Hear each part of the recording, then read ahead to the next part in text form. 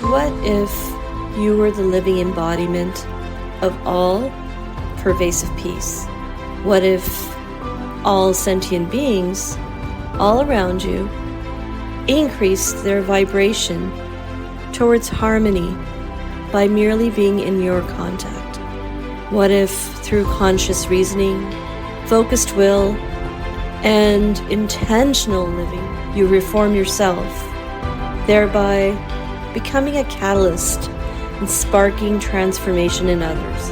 I'm Chopra Lewis, meditation and mindfulness coach for midlife mompreneurs, and you are listening to Omnipresent Awareness, the podcast that will inspire you to use your story to serve humanity in not just healing, but thriving as souls, each fulfilling their highest purpose. Welcome to Omnipresent Awareness with Shilpa. This is your host, Shilpa Lewis, owner and founder of Omni Mindfulness Coaching. Before we get started, if you haven't already booked a free discovery session with me, click on the link in the description. I'm a holistic transformational life coach, specializing in helping midlife mompreneurs bring balance, clarity, and life alignment, both personally and professionally, so that you may live your best life. There is tremendous healing value in simply being able to know someone is holding authentic space for you to listen and be accessible as an accountability partner and mentor. If you feel overwhelmed, or if you feel the need for some support navigating life as a mother or as an entrepreneur, I would love to provide you with my coaching. If any anecdotes from the stories of the guests from this episode or any of the podcast episodes resonate with you, or if you find any value at all from the content from these episodes, then consider booking a free discovery call with me. Together, we can manifest my vision to be instrumental in the biggest rise in consciousness and awareness and human transformation. And now, here is today's episode. And now, a conversation recorded with my partner in awareness, Tanya, from our joint podcast, Mindful Mompreneur Moments.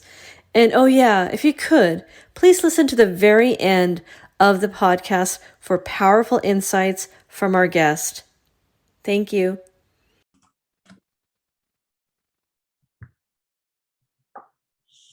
Well, Rebecca, thank you so much for joining us on the podcast today.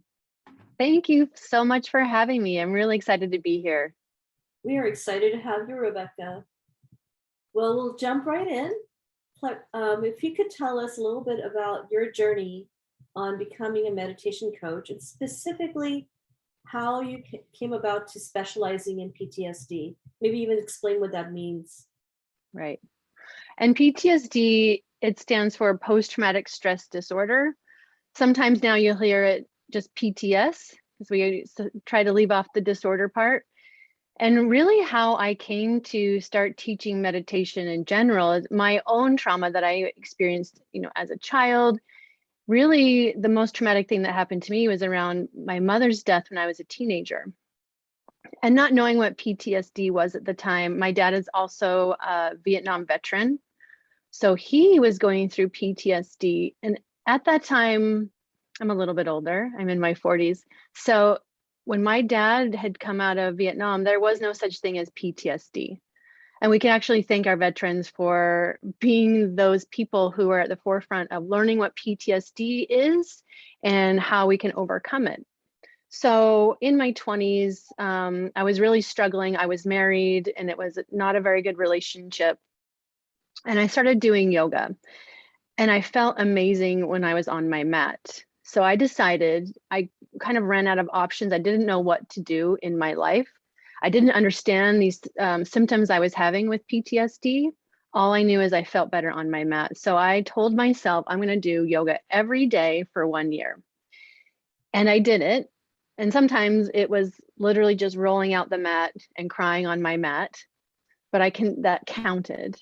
And it changed my life. I ended up letting go of that relationship and coming to Southern California, where I started to work for the Chopra Center. Deepak Chopra is the leader of the Chopra Center, and he is a thought leader in meditation, yoga, and Ayurveda. So as I was working for him, I began training in meditation and yoga, and I really started to understand more from that mental standpoint what was happening with my trauma and how meditation was helping me.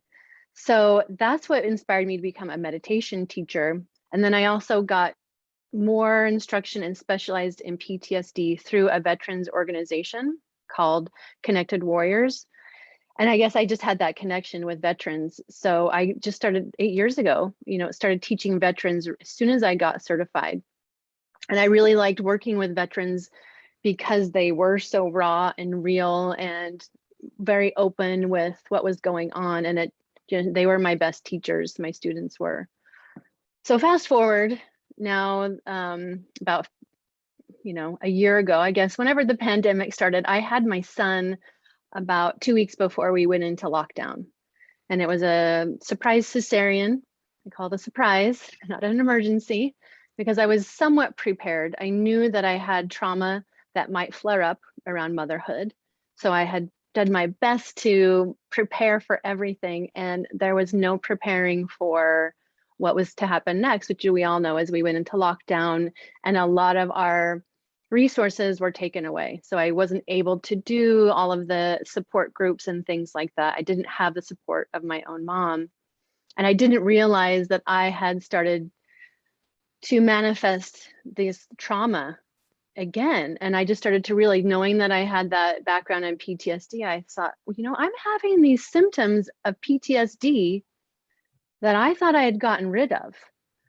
But no, it turns out there is such a thing as birth trauma. And I wish we'd talk about it more. The trauma of not just the emergency cesarean, but then having that baby and all the things that we go on and on that changes in your life, the struggles, the heartache, and the beauty of it all. So I started to shift from just teaching veterans, which I still love and still do, to moving to wanting to help moms who maybe have had a birth trauma. And that doesn't have to be diagnosed. It could be self-diagnosed. It doesn't have to be PTSD, but it's something to overcome and to grow from. So that's what really has me here, wanting to help moms feel better, be the best moms they can be, which they already are. They just need to take off those layers that might be holding them back. Yeah, that's so beautiful. There's just so much that we could say from just that, what you said. And first, just giving thanks to veterans. I thought that was so powerful that you even thought of saying that, because PTSD has been at the forefront because of our veterans. And so we are thankful to them for bringing it to light, right? Right. Not just for the fact they went to war for us, but yeah, it's an amazing thing. Yeah. Yeah. I wanted to see if Shilpa, you had anything to add. Oh no, just it really struck me because I think we are in a generation or time where there are tools and where it's greater sense of awareness, so we can connect and help each other. When my father-in-law experienced it, there was no label. I don't think this was in the very beginning, and it manifested for years until he was able to deal with it. Right, exactly. And I think as mothers, back in, more primal times, there was more of a mothering community. So it may have been easier as mothers. Like now we're sort of in our own houses, a little bit removed from that community of moms, the aunties, the grandmothers. And that's what I believe that, what you two are doing is so beautiful, because you are creating that community for moms to kind of get back and to hold each other up and support each other. Thank you. Yeah. And the fact that we're working moms too, it's so different from when, back when moms had to stay home. So they had each other as a community. So, we're all about empowering each other. I think there's something massively important about it. And yeah, we look forward to talking to moms. And even if it's not moms, people who are like-minded, it's just a beautiful Right. thing. Yeah. Right. People who love all sentient beings, because Right. you may not have given birth, but you still are connected and show love. That's right. That's a good point. Yeah, all manifestations, whether like you're a dog mom or just have that a wonderful auntie, just having that, you're saying that love for sentient beings. That's a beautiful way to put it. Yeah. So besides the obvious, which is meditation, how do you integrate any mindfulness modalities at work or in your day-to-day life? Well, and that can be hard because as a mom, it's easy to, while you're at work, you think about the kids, and while you're with the kids, you're thinking about work. So something that I do for that mindfulness practice is called single tasking. So instead of multitasking, which let's just face it, we're all going to be multitasking, Especially right? as moms. Right, exactly. Like it's almost second nature. And I think women are maybe biologically better than men at doing that. I don't know. But what I do is it's single tasking. Yeah, I know. I know. Actually, Deepak Chopra did do a study and he says it's true. So I'm going to say that it's true. But so single tasking, what's that? I'm sorry. I think women have different neural pathways. And maybe that's, it's designed for a reason, and it's not a bad thing, but it can be, it can be separating, and you're not fully into what you're doing, and it can kind of take the joy away from what you're doing. So single tasking is just that. You're focusing on one task at a time, whatever you're doing. So for example, if you're with your kids and this is your time with your kids, turn off the texts, turn off the phone, put the phone down. And then when you're at work, or let's say you're going for a walk, you can even turn off your headphones and just go for a walk in nature, listen to the sounds of nature. All those things, that mindfulness practice helps bring joy into where you are in the present moment, instead of enjoying what you're doing, instead of thinking about the next thing in the future, worrying or ruminating. You're living in the present moment. And that's really it's the simplest way to do it. Single tasking, one thing at a time. And even if it's something you don't like doing. So for me, I don't like doing dishes, but instead of trudging along doing dishes, wishing that they were done, being mindful, noticing the temperature of the water, noticing the soap, being grateful that you had food on these plates, things like that. That's really something for me, that how I practice mindfulness in day-to-day life. Choosing a dish soap that smells so good that your senses are come alive. That's you know what? I never thought of that, but you're right. Exactly. Yeah, and there's a lot of things that women, or men as well, do that aren't chores or things we want to do. But I like how you expressed it, like becoming cognizant of the temperature. I often do a mantra in my head that's helps me kind of stay, I would say, grounded or present. Yeah. Exactly. That's a great idea. Now, now that you've mentioned some of the catalysts that led you to becoming more focused on mothers, I think you mentioned a cesarean section. Is that correct? Yeah. I had a cesarean. Yeah. So that piqued my curiosity, because my next question was, how have you emerged into the next chapter of your life? But I'm curious, was that incident one of the triggers also?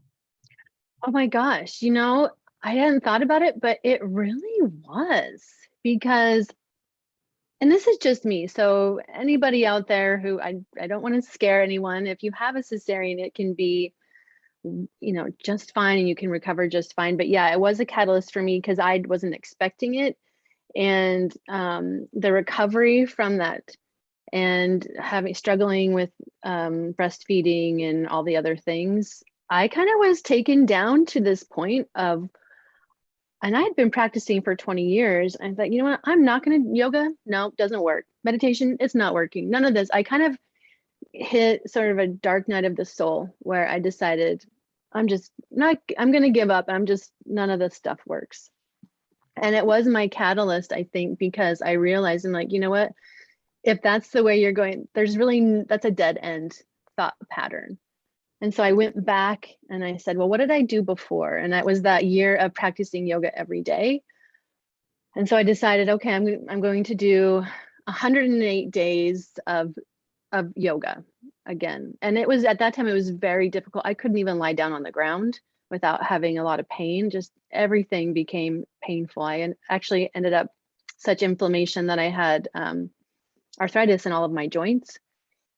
And I just kept coming to the mat, doing that same practice of whether it's bringing my tears to the mat, my joy, whether it was 2 seconds or 10 minutes that I had. And that really was that catalyst to re-emerge as something new. I did have to give up who I was before I was a mom. I'm just not going to be the same anymore. And it's a beautiful thing now, but I needed to have that re-emergence, that sort of transformation. And that's how I did it through yoga. So the very topic or the meta theme of this podcast for emergence is tuning in and healing, and just listening to your story. I got bumps because I didn't know until this very moment when you shared your story that there are other women who were traumatized. I don't know if that's your word for it. I went through that. And this is the first time I'm sharing that with people, that I had a surprise cesarean and it didn't go well. I was in the hospital a long time and was dealing with unresolved trauma that was further accentuating it. So thank you for sharing that. Yeah, and you're both giving me yeah. goosebumps because it's so nice to hear different perspectives. And I think using empathy is so important because I didn't go through that. Mine were vaginal, but I've heard my friend, a very close friend of mine, say how much she struggled with the cesarean. And so being able to put yourself in somebody else's shoe, especially a mom, because there should be no judgment whatsoever, whether the mom is breastfeeding or not, whether it's a vaginal or a cesarean. There should be absolutely no judgment because moms are moms. At the end of the day, we would do anything for our children. And so it's so powerful to hear you both kind of relate to the same experience. Yeah. And in the same vein, even if you adopted or you anything like that, mom is a mom, like exactly right. And it is empathy. And it's very important as we, share our stories. Extremely. Yeah. Yeah. Rebecca, what you have to share, the world needs it. I know I need it. Yeah. Well, thank you so much. And that's really what keeps me going, and knowing that even though it's hard because I have a lot, we have a lot on our plates as mothers, but I just feel like it's so important to share my story and hopefully help even just one mom. That's right. And we thank you Yeah. so much for sharing your story. Yeah. And so what insights would you share with our audience on how to emerge out of adversity? Well, I think it's really understanding that there is another side. I have a friend who, she says with trauma, she's like, I wish I could just erase that trauma. I don't want to think about it anymore. I just want to live my life. And unfortunately, that's not what's going to happen, but there is this post-traumatic growth. So how can you grow from this? And having that mindset, and I know you all talk about mindset, having that mindset of what do I want now? And asking yourself, what do I want in this moment? What is my heartfelt desire or heartfelt mission? How can I help and how can I serve both myself and others? And for me, that's how I started to emerge. And I don't want to say recreate myself because I'm the same, but really just taking off the layers of things that were keeping me stuck, and to grow and have that growth and come full circle. And again, part of that is sharing your story, asking for help, and creating a community. So whether your modality, you really connect with meditation and yoga, or maybe it's more mindfulness or exercise or whatever it is, writing in your journal, finding those tools that speak to you and using them and being patient with yourself as you start to transform into who you really are. Yeah. And do you really want to erase any of your traumas? That's the question too. Exactly. You really want to grow Exactly. from them, like you said. I Yeah. don't think anybody should you should embrace any kind of adversity coming to you and use it Yeah. as a growth opportunity. Yeah. Yeah. And sometimes it's hard when you're in it, Yes, absolutely. but you just, I've heard this, I think, from one of the veterans. The only way through hell is through. You can't turn around and go back. You got to keep going through, and it will get better. And you will, like you're saying, you'll come to that moment. It will happen where you realize that you wouldn't want to erase that, because it helps you evolve to who you really are and who you're meant to be. So yeah, all those things that we've gone through as a society, as individuals, they're important and they're necessary for that growth. Yeah. If you choose to take that path and grow. Yeah. Yeah, exactly. Exactly. Absolutely. I mean, what a blessing it is that we live in a generation at this point in time where there's not only awareness, but there's a safe space where we can share this. Like in this very conversation, I learned things that I didn't know other women were going through. Right. And that's exactly why the internet is so beautiful. You can find your people. That's, I would never have met the two of you because we're in completely different parts of the world. But because we are like-minded, we found each other. And I think it's wonderful what you guys are doing. Thank you so much. Yeah. Thank you, Rebecca. Thank you for being here. Yeah. Thank you so much for your time. This conversation. Thank you for your time, Rebecca. Oh, I am so honored.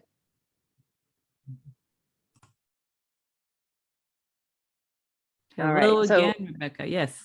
Hi, go ahead. So what would be the best marketing tip you can give us? Something that has best worked for you? That's a great question. And one of the things that works the best for me, and it was sort of a struggle to get to that point, was to tell your story and tell your why. Why are you here selling what you're selling or giving or sharing what you're sharing? That for me is a struggle because I'm a private person, but that's how I've found people that really need to hear my message. So I think that for me has been something that has really taken me pretty far. That is beautiful. Thank you so much for that. Yeah. Thanks again for tuning in. Check out the links in the description and please subscribe, follow, and share. And continue to be omnipresent.